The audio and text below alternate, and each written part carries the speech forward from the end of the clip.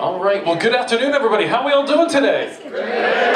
Everybody's awake and alive. I love that. Well, welcome to Captain's Corner, everybody. Now, I always like to say this is your opportunity to ask us anything you ever wanted to know about life at sea, our jobs, our personal lives. We love those questions. And I also like to say if we don't know the answers, we're just going to make them up as we go along because you won't know the difference, all right? But do me a favor, sharing this time with us this afternoon, please do me a favor. Give it up for our Captain, yours, Captain Rob Hempstead.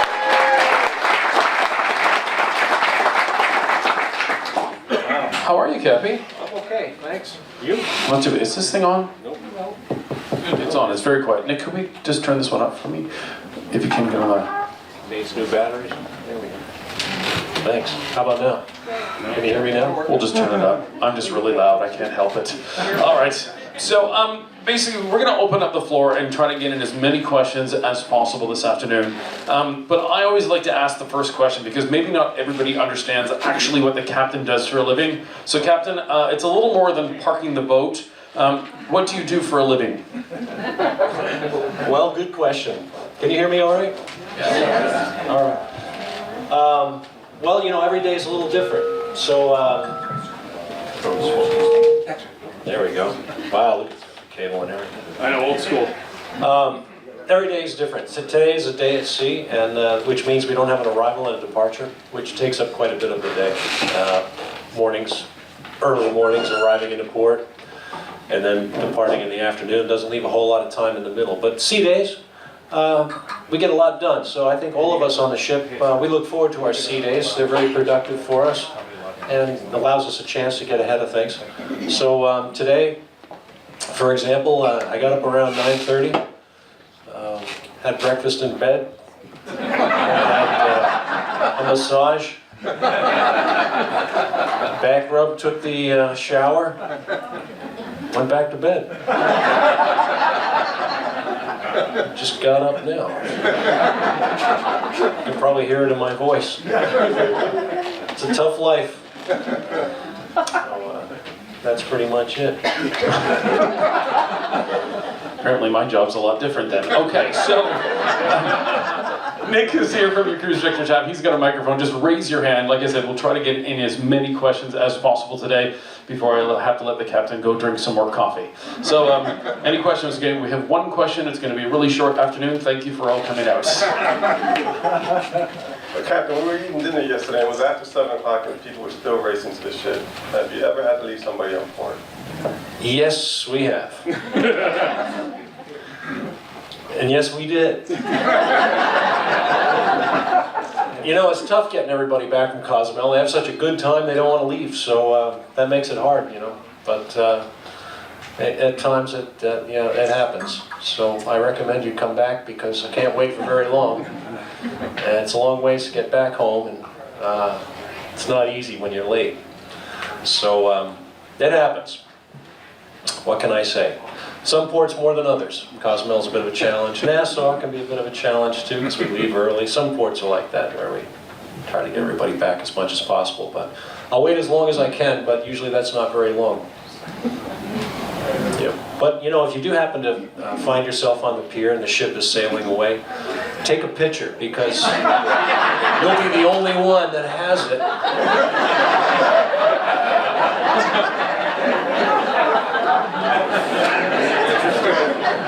Go ahead, Nick. I just want to know, when you were drinking coffee and eating breakfast in bed, was it on auto, Captain, or? That's the new name for it, Auto Captain. You ever see that movie Airplane? We have similar, only it's a little more modern. Yes, we have autopilot. But we also have a team of navigation officers up there standing watch 24/7. And the ship is always manned. Whether we're in port or not, the bridge is always manned, and a lot going on up there. And of course, I'm there for arrivals and departures, and I'm in and out throughout the day. And I'm on call 24/7. My office is right there off the bridge. I live right there. I'm always a few steps away. So on a sea day like this, you know, I'm in and out during the day. But I'll spend the least amount of time up there on a sea day generally. especially out here when it's very good conditions and not much traffic and not a lot going on. But there are other times when there's a lot of traffic and poor visibility and a whole lot of other things going on that require my attention, and I'll be there all the time. So it really depends. But there's a lot more to just driving the ship than, you know, as a captain, I get around a bit. There's other responsibilities. And as you can imagine, on a ship like this, there is a lot going on. Today, you know, we did an interesting meeting. Normally, on this day, we do what we call the master's inspection, where we get together 17 teams of officers and managers, and we go out and we inspect various areas, and we're looking for all things safety related and operationals. But today we did it a little differently, and we're mixing it up a little bit, and we had a tabletop exercise where we went over a certain scenario, an emergency scenario, to try and, you know, freshen it up and keep it alive. And it's such a complicated operation and ship with so many people, and there's so many different scenarios that we have to look at and be careful with and learn how to manage, that it's always an education process that we go through, and training. And keeping the training fresh and always exploring new ways to do better is what we try to do here all the time, on all our ships. But here today is what we did. And it was an interesting review, put it that way. Yeah. All right, we've got a couple of questions right here, right up front. You said you was a fishing captain before you started. How exactly did you get into being a captain? Are you, I guess, from first time on a boat to where you are today? Well, it started for me, it was in the family. So as a young boy, I went to sea with my dad, and it was always what I knew I was going to do, was to go to sea. Of course, I never envisioned this. Nobody could back then, but I went to school at the Merchant Marine Academy, and when I got out, there weren't a lot of jobs like there were when I went in. A lot changed in the 4 years. But in one industry within shipping that was growing when I got out of school was the fishing up in the Bering Sea. So at that time, we were building factory trawlers. The technology for having a factory on board the fishing boat, let's say, was a technology that allowed the fishing industry to become far more efficient and produce far more food-grade products, and various different products with a higher value. So anyway, I got in the very beginning of all that, and for 15 years I fished, and for 10 of those years I was a captain. And we ended up fishing all over the world, because the beauty of the factory trawler is, in fact, we take our factory with us, gave us great mobility. So we fished in Russia. We had contracts in the Russian Sea of Okhotsk, and the Russian side of the Bering Sea, and on the US side of the Bering Sea, down in the Sea of Japan, and basically the whole Pacific Rim. We fished off the coast of the US as well for hake and pollock in Alaska, and cod, just about anything else. And then we went to Africa. We fished off the west coast of Africa there for a few years. And in 1999, they sold the ship, and I was looking at going back to the Bering Sea or doing something else. And I knew somebody here at Royal Caribbean, and that was an opportunity I thought was worth taking. It meant starting over, though. So it was quite a change and quite a risk in some ways.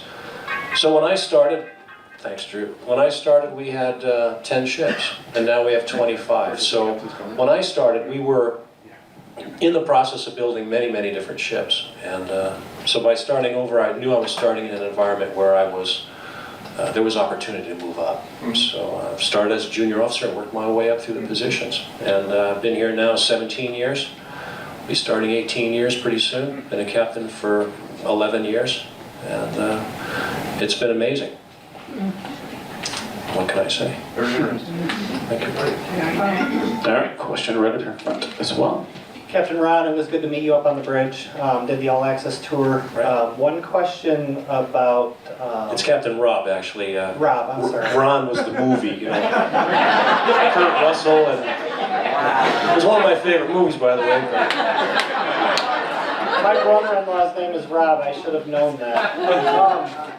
One question about the All Access tour is one part of the ship that most people want to know about is the brig, but most people don't go there unless they're in trouble. So why isn't that part of the actual tour? Well, there isn't much to see in there. We have 2 of them, though, actually. Yeah, we've named them. The Holiday Inn and the Marriott. Depending on what you did. Will that be added in the future? It could be. Value added. We could, raise the price of the tour a little bit. If you really want that in there. That just means I have to move out. Okay. We've got lots of questions now. All right, Nick, you're going to get some exercise today.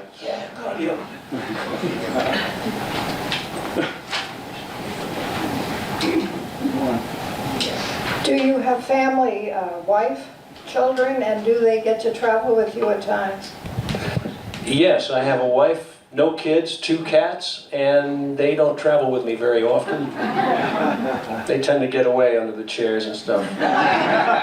What do you have? What crime do you commit to get in the brig? Well, you'd be surprised how creative people can be. Never a dull moment here, I must say. Captain, what's amazing to me is the propulsion system with the 3 azipods that are actually pulling this massive vessel, floating city, instead of pushing it with the normal large propellers Right. that are on these units. There are no propellers. There's no rudders. No. There's no rudders, and that's the beauty of it. So, for those who don't know, an azipod is like an outboard engine, or an outboard motor, where the propeller hangs down in the water, but it can turn. And an azimuthing pod like we have can rotate 360 degrees. The electric motor driving the propeller is underwater. It's right there with the propeller in the pod. So we call them azipods, azimuthing pods. They, in maneuvering mode, we can turn each one of the 3 individually, 360 degrees. It gives us great maneuverability and a lot of power on the stern. Now to counter that, we have to have a lot of power on the bow. So we have 4 big bow thrusters on the bow, totaling about 30,000 horsepower on the bow, which we need for this big ship because she has a lot of sail area, and we have to overcome a lot of forces, a lot of current, a lot of wind. Cozumel is a classic example for current. The current runs across the face of the pier sometimes as much as 3 knots, which is a lot. It's like a river, and it's the Gulf Stream that runs right between the mainland and Cozumel.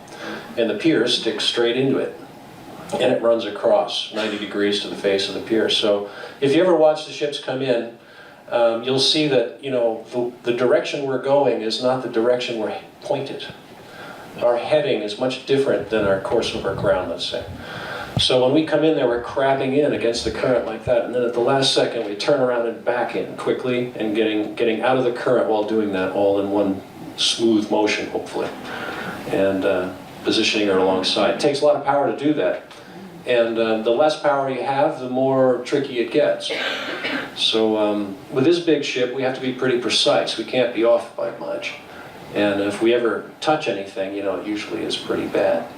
So far, we haven't done that, and don't intend to. If I may ask, where is the original captain who was involved for 6 years with the design of this massive ship, currently captain? Well, there was Captain Bill Wright, who you might be thinking of. He's a well-known captain with us, and he retired from Royal Caribbean. Oh, I did? He did, yeah. And he was a great mentor of mine, by the way. Very great man. A lot of respect for him. But back to the azipods, the reason they put azipods on here was for the maneuverability, but as well it adds a lot of efficiency. By taking the rudder out of the water flow, you reduce the amount of friction, and it adds an efficiency to the hull, and lowers our fuel consumption and energy consumption. So we are like a big power plant. We have 6 big diesel engines down below generating electricity, and that's all they do. And the propulsion takes about 65% of all the electricity that we generate. Now, depending on how fast we're going, is depending on how many diesel engines we have to put online, or diesel generators as we refer to them. And so therefore, like right now, we're only running 2 diesel generators out of all 6. And we're making about 14 knots through the water. To go another 2 knots, we have to put another diesel engine online. To go another 1.5 knots, we have to put another diesel engine online. And to go the last, 3/4 of a knot, we have to put another one online. So the fuel curve and energy curve for a ship is exponential. Having rudders in the water just add to that, friction and drag, and that raises our fuel consumption, raises our energy consumption, all not good for the business, good for the environment. So the AziPods are sort of a modern thing in the last 15 years, and you'll see most ships coming out with them now. They add about 3% efficiency to the whole thing. That combined with our new silicone paint job underneath the hull makes it very slippery. That also adds a significant amount of savings to the equation. All those things adding up through time make us more efficient, more profitable, and better overall. The gentleman right over there. Captain Rob, first thank you for giving the time that you're giving for us to ask you some questions. This is kind of a difficult thing to approach, but you alluded to it a little bit earlier. But just thinking about all the horrible terrorist attacks that we've had from 9/11, where people are going into schools and shopping centers and planes and everything else, I'm just curious about whether or not you all, through the whole fleet, have had to go back and redesign and rethink a lot of things about your crews and your ship securities. That's my question. Sure. No, we have a whole department in our company called Global Security, and they handle that whole side of the business. And yeah, it evolves with technology as well. So we're utilizing all technologies available to handle that issue, let's say. It's not an easy one. We have certain advantages over the airline industry where, we're a much harder target, let's say. We have a certain advantage because we know further out who's coming. And so the vetting process, the whole security aspect of the business, we have a few more resources available to us that we utilize now that we didn't before. And we're just trying to improve all the time. And I can't really tell you any details, obviously. You probably don't want me to. But trust me, it's very much alive and well, and so far, so good. It's just it's a tough thing because look at the world we live in. That we have to do this. But there you have it. Thank you. Sure. You're welcome. Thanks. Right over here on our right-hand side. Hi, Captain. Hi. How to be part of the family of Royal Caribbean? I mean, to become junior officer. Well, I recommend, first you got to go to the Merchant Marine Academy, get your license. Okay, you already did that. Good. Now get a job. Sail on it, get some experience, and RoyalCaribbean.com. You can apply right there. Yep. There's a way to do it. Follow your way through the links and get your name in the list, and you never know. Captain Rob is a reference. Hi, how you doing? Just wondering, when you were saying about the currents going across the front of the island, with so many cruise ships in port, has there ever been an incident? Oh yeah. Not lately. Yeah, sometimes, in the wintertime, all the Caribbean ports are quite busy, and so all the ships are arriving at the same time, and lots of current and wind, and everybody's turning and getting into the piers, and we're all on a very strict schedule and so forth. And, all it takes is a big thunderstorm, with lots of wind all of a sudden to change things a little bit. And over the years, there's been a few ships that bump into the piers here and there, make a little dent. Nothing serious? Upset a lot of people. Nothing too serious? No, nothing too serious. No. Nothing a few cans of paint can't fix. Some welding. Yeah, exactly. Dry dock, maybe. A new stern, perhaps, but... Just millions, it's fine. Okay, well, Nick's at the back there. Looking at the fun facts here, the beverages and the food and everything that's consumed here, I was wondering when we get to Fort Lauderdale, if you could talk about the process and the time frame, how long it takes to restock for the food and beverages in the shops before you can turn around and sell again. Well, we turn around in one day, so we get there in the morning and we leave in the afternoon. Pretty amazing. So we clean the whole ship, we offload all the luggage, all our guests, all of our recycle, all the garbage that has to go, which isn't much because most of it's a recycle. And then we're backloading, we're fueling at the same time, we're taking water at the same time. We make water on board, but we also take a little when we can. We're fueling, we're backloading all our supplies in containers and breaking them down on the pier, and they're coming on in pallets, which then they get broken down on board the ship and distributed to the various cold storerooms. Inventories are taken all along the way. At the same time, all the staterooms are being cleaned and all the laundry's going down, fresh laundry's coming up. I mean, it's a very, very busy day. And we sail on time. Fresh, ready, restocked for the next cruise. It's quite an evolution. And we have it down to a science, we really do. And down to the minute. I mean, we time, everything is timed. We know, how we're doing throughout the day. Are we falling behind? Are we ahead? And anything along the way, unexpected, can change that. But, we have a certain amount of built-in flexibility to absorb, the unexpected. But it is quite an evolution. And the numbers, when you look at them, are quite amazing.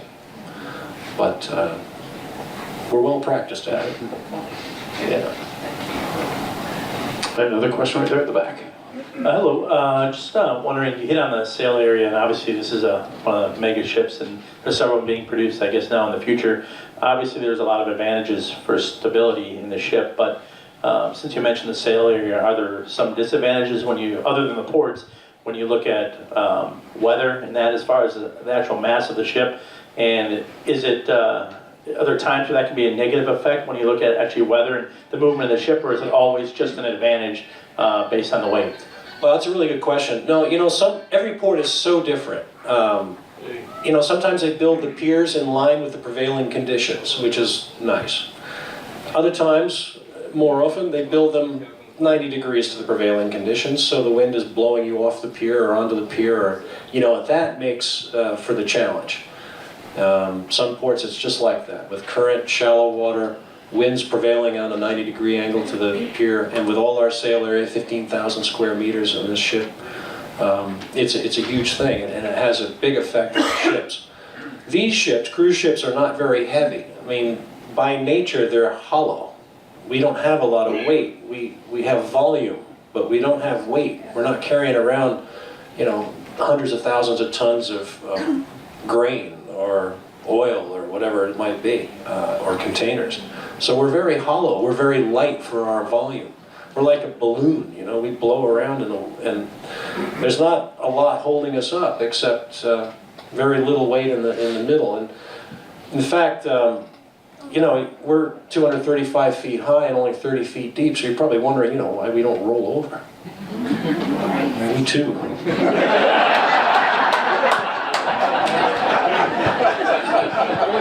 But it's all the liquids in the bottom of the ship, so we're all tanks on the bottom of the ship. We have over 100 tanks, and all different liquids, from fuel to fresh water to gray water, black water, blue boils, all the liquids. And ballast water. And ballast water is just seawater that we use for weight, to give us this weight in the bottom of the ship that puts the center of gravity where it's supposed to be so we stay upright. And managing that is ongoing all the time. So we have sensors in all the tanks, and we're managing and monitoring how much liquid in real time is in all those tanks, and keeping track of it. So a big ship like this is flexible. She's very flexible, given the length that she is. So, for example, if you pumped all the liquid into the center tanks away from the ends, from the bow and stern, you'll end up with a condition where we call sagging, where the center of the ship is deeper than the ends. You can measure it. And then if you pump it all out of the middle and put it on the ends, you end up with a condition called hogging. And if you hog and sag enough times, you'll end up with two ships. Oasis and Of the Seas. So we're very careful about how we do this. And this, we have a great stability computer that has the architectural model built into it. So it's running the calculations all the time. So we can tell what our bending moments and shearing forces are at any given time. So we can plan ahead. So what we'll do is we'll simulate moving liquids around the ship that we might intend or want to do, and then see what the effect is on the stability first before we do it. We're doing that a lot. And that's how we do it. That's just part of the operation that we do on a daily basis here. Well, there's Nick. You're hiding behind the pole.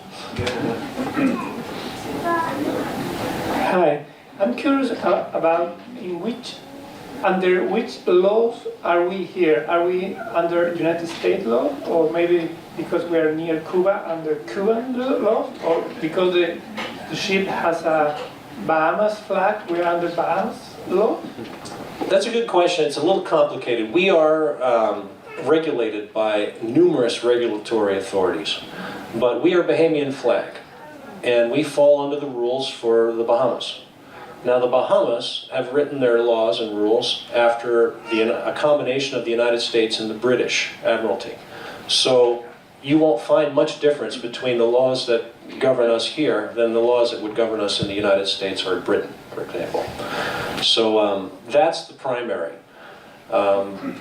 We are in international waters most of the time, and international laws are written so that the flag state laws, as in the Bahamas, will have a certain area of responsibility, and then you would have federal laws, like in the United States. Since we are calling in and out of the United States, the FBI, for example, has jurisdiction over the laws that might be broken, let's say, on board the ship. The U.S. Coast Guard has a lot of say in what happens here as well, because we're inspected. We are U.S. Coast Guard inspected. So they have a certain say in everything that happens here. And then we are also managed by a classification society called DNV, De Norske Veritas, which sort of summarizes all the laws and rules that affect a ship like this in one place. So it's a complicated answer. I can't give it to you any simpler than that, but you're well looked after by many, put it that way. Go ahead. Yes, Captain. Has anyone ever fallen overboard? And if someone falls overboard, what do you do? And you are? I don't recommend it. Yes, it happens. Unfortunately, it's yeah, our worst nightmare. It's never a good thing. And yet we would turn around and try and get you back. Don't do it. It doesn't usually end well. So, you know, the only way to stop it is to make a ship where you live in a prison cell. All right, so we are an environment full of adults, and you have a certain amount of latitude to make decisions for yourself, just like you would on land or any other place. So just be careful out there. Try not to leap, and you'll be fine. Yesterday at Cozumel, I was surprised seeing the Empress of the Seas docked next to us, and that was my first cruise ship ever, over 20 years ago. And I'm solely amazed where ships have gone. What's coming after the Harmony? Well, we're going to build a few more like Oasis. Oasis, Allure, and Harmony. We are now the Oasis class, so there'll be at least 2 more Oasis class coming. Quantum was the first of the Quantum class. We've since built Anthem and Ovation, and there'll be at least 2 more of them coming out. So far, those are the new ships that we're building. How different will they be from Oasis and the first of the Oasis class, or the Quantum being the first of the Quantum? They will evolve as the years go by a little bit, but the basic structure will be the same. We're not going to build smaller ships at this point. Instead, we'll take care of the small ones that we have, Empress being one of them.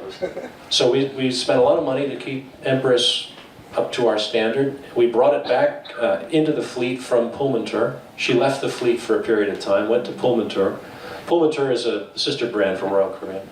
And we brought her back to the fleet, and she's sailing now under the Royal Caribbean flag again. Shocked to see her. Yep. And now she's been fully refurbished, and yeah, she's fresh. Lots over on this side now. Okay. I have a couple questions. One, are you thinking in the future about changing these chair legs? Everyone's tripped over them for days. Okay. That's because they're drunk. Really? Maybe suggestion was. The other question is, I'm from the Schwab. Good times. Yeah, you're from historic Whitby. I am. How did you get from Whitby to here? Oh gosh, it's a long story. Basically, I'm a musician by trade. I'm actually, I was a jazz performance major. I'm a drummer. And I was a touring musician for 7 years before I ever started with the company. So I went to Humber College and University of Toronto, the jazz program there, and graduated, went on tour. But I also in college, I did radio in Toronto, and then about 8 years ago, I actually took a leave from the company from here because I was a cruise director then, and I went to Chicago, and I worked in radio in Chicago. Anybody here from Chicago area? Anybody? So I worked at WGN for a year and a half, doing sports radio there, and then I left because my visa ran out, and I didn't have a choice. So then the company called me, and they needed some help back in the day, and so I came back. So basically how I started with the company, after being on the road for about 7 years, traveling all around North America with different bands and productions and everything else, the music industry really dried up. Bars and venues and clubs realized they could hire a DJ for a lot cheaper. They could hire a band, which was sort of the downfall of music for a long time, for many, many years. And then I had friends that worked with the company as musicians, and they said, why don't you try it out? So me and my 3 best friends in the band from Toronto, we said, okay, let's go for one contract. So it was May 14th, 2001. I flew from Toronto and boarded the Vision of the Seas in Maui in Hawaii. And it's sort of like going from, Maui on the tender up to the ship. You're like, this is like the coolest job right now ever, and I haven't even done anything yet. So I did 2 contracts in a show band, so I was basically in a rock band on the ship for about a year. And then one of the cruise directors I worked with, if anybody knows Gordon Watman found about my radio background, and he asked me if I ever wanted to host anything. So I did. The first thing I ever hosted with the company was horse racing, way back in the day. So that's what I hosted. And then he said, you need to change jobs.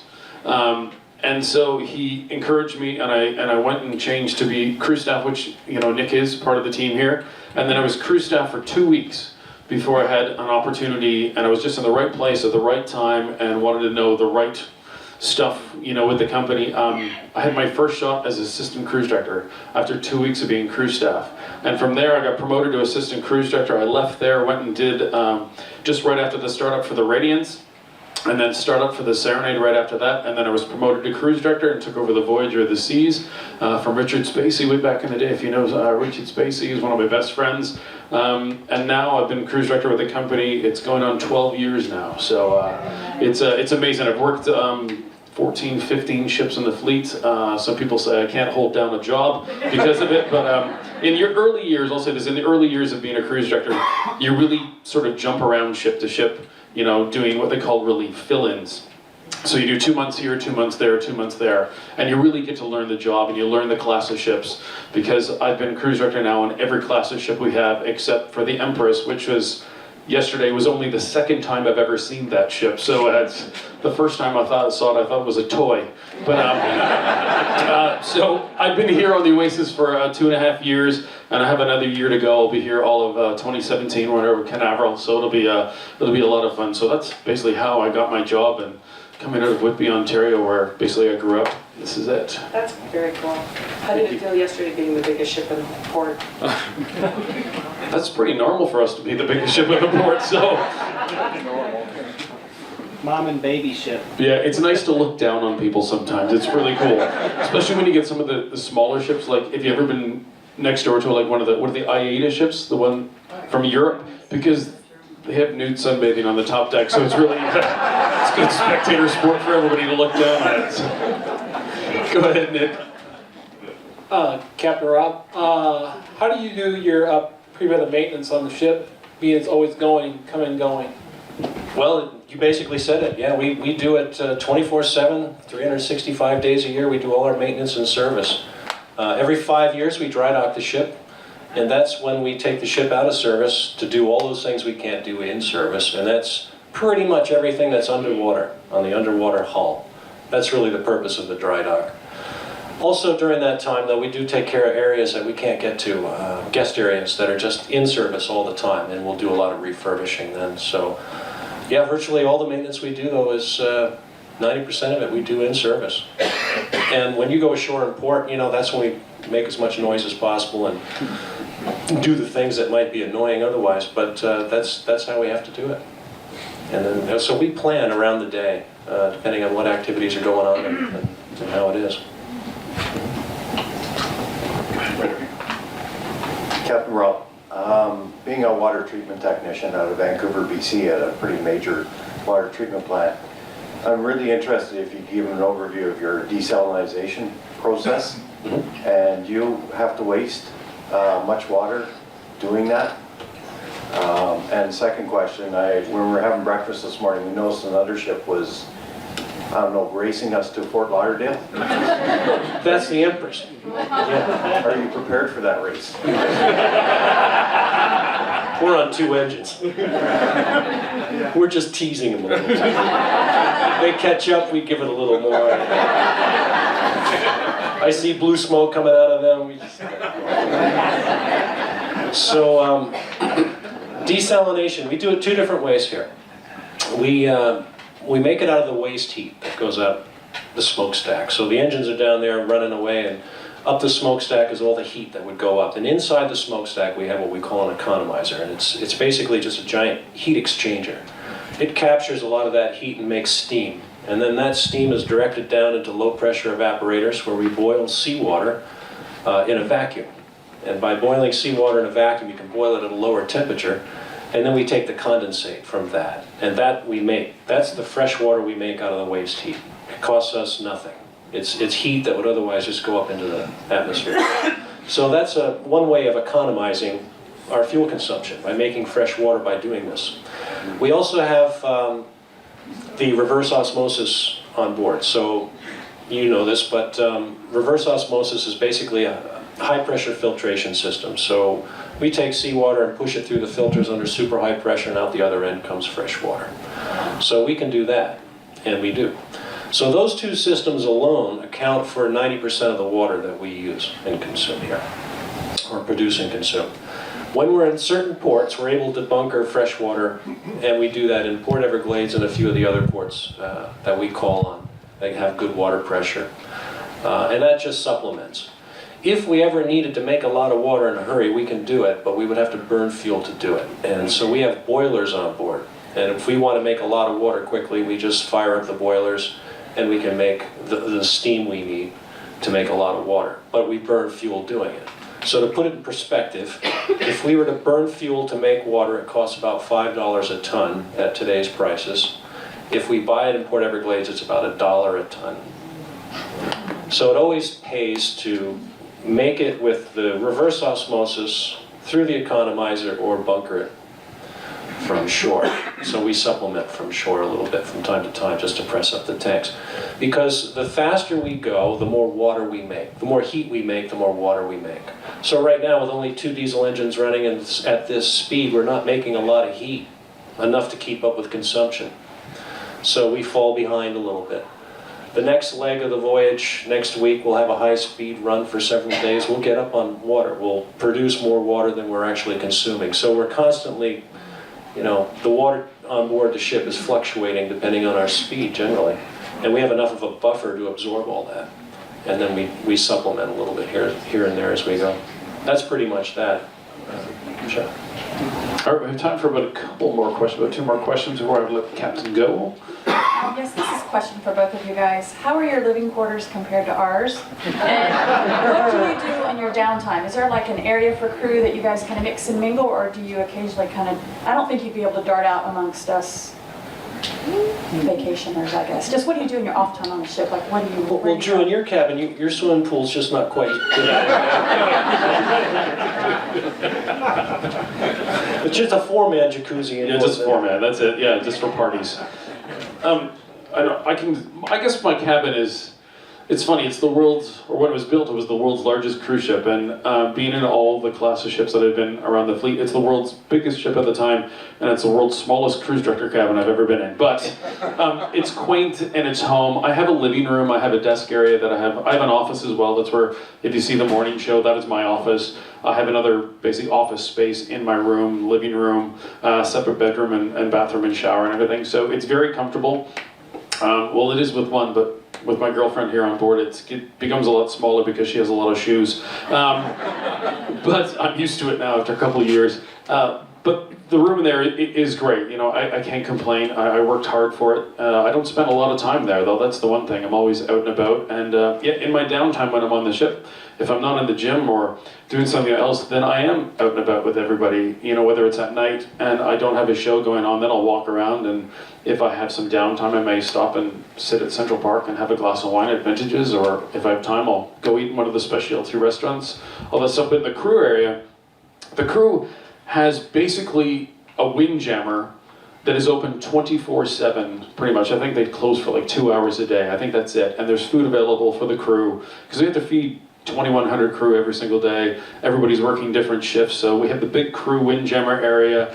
Then we have a crew gym. We have 3 crew bars. One of them is actually under the helipad on the front of the ship. It's called the heli bar. Then we have a pub, then we have another bar underneath that because there's so many crew, and we have parties and get-togethers, and we run activities, whether it's trivia or once a month we do, basically the crew get to go to Studio B and they go ice skating, and we have shore excursions for the crew. We have a library, we have video games and computers and pool tables, and it's a mammoth operation, and it's basically one of those things. If we take care of the crew and give them a place to live and call home and have some fun, it makes them happy people. And sometimes, we hate to say it, but sometimes we try to make the crew happy first, because happy crew equals happy guests. So that's how it works out. But it's an amazing spot.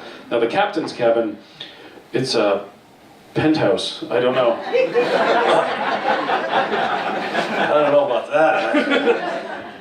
You know how we named the 2 brigs, the Marriott and the Holiday, and mine's the Motel 6. That's it. No, it's okay. I got a shower. It's bigger than your room, trust me. It's got a view, yeah, it does actually have a view. Looking forward, imagine that. Yeah. Got a question from Facebook Live. Does the captain get towel animals nightly in his cabin? And if so, what is your favorite? You know, that's funny. As a matter of fact, I've got quite a character taking care of me. And he made an elephant this morning. Wow. It looks just like an elephant. It's really amazing. Yeah. But, you know, it's... yeah, it depends. You ever had a human, like... No, haven't had one of those yet. No, they stopped making those as they scared people when they walked in the stateroom. There's somebody in their bed. Or they hang a piece. All right, we can do one more, Nick. We'll get this gentleman right here. He's got the cool shirt on. He's going to talk today. That's it. I have a question. When you have an itinerary, you know, you go to Bermuda or whatever, and if there's a terrible storm at that location or something, are you able just to go someplace else? Because you can't go to that port? No, we just go right for it. We deliver the wow here.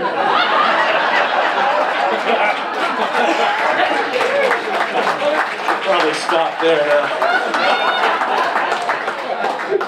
Shall I wrap it up? Wrap it up, Cappy. Ladies and gentlemen, no matter what it is that we do here, none of it would be possible without all of you. I would like to thank you all very much for coming to the beautiful Oasis of the Seas, and I hope to see you again. Thank you and have a wonderful day. Ladies and gentlemen, Captain Rob Hempstead. And ladies and gentlemen, thank you so much for coming out to Captain's Corner this afternoon. Enjoy the rest of the day, and we'll see you all around the ship. Take care, everybody.